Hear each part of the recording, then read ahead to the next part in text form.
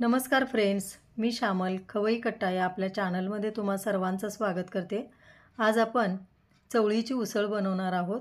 तर इथे मी बारीक चवळी घेतलेली आहे, ती स्वच्छ निवडून धुवून मग अशी भाजून घ्यायची। भाजल्यानंतर कुकरमध्ये टाकायची। भाजताना अशी करपवायची नाही आहे, गोळी-गोळीच भाजायची। कुकरमध्ये टाकल्यानंतर त्यामध्ये पाणी टाकायचं, मीठ टाकायचं आणि झाकण लावून गॅसवरती ठेवून 1-3 शिट्ट्या करून घ्यायचा। आपला कुकर झालेला आहे। आता उघडून बघूया। चवळा बघा कसा मस्त छान मऊ शिजलेला आहे। आता आपण फोडणी करूया।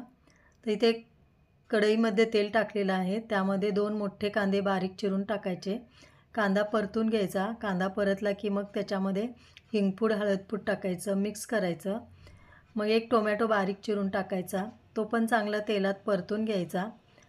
टोमॅटो कांदा तेलात चांगला परतला की मग त्याच्यामध्ये शिजवलेला चवळा टाकायचा, तो चांगला मिक्स करून घ्यायचा। मिक्स केल्यानंतर त्याच्यामध्ये आपल्याला जसं तिखट हवं आहे तसं तिखट टाकायचं। मी इथे कांदा लसूण घरगुती तिखट टाकलेलं आहे। नंतर मीठ टाकायचं। शिजताना पण आपण मीठ टाकलेलं, त्यामुळे मीठ बेताने टाकायचं। झाकण ठेवून 1-2 मिनटं वाफ आणायची, मिक्स करायचं आणि मग त्याच्यावरती कोथिंबीर बारीक चिरून टाकायची आणि झाकण ठेवून परत 1-5 मिनटं थोडंसं तिखट मिठामध्ये शिजायला ठेवायचं। बघा कसं मस्त झालेलं आहे। जास्त शिजवायचा नाही आहे, थोडासा असाच शिजवायचा। जास्त शिजला की पण तो गीर चांगला नाही लागत आणि पाणी पण जास्त आटवायचं नाही, थोडंसं पाणी ठेवायचं, कारण गार झाल्यावर तो आणखीन घट्ट होतो। बघा कसं मस्त झालेलं आहे।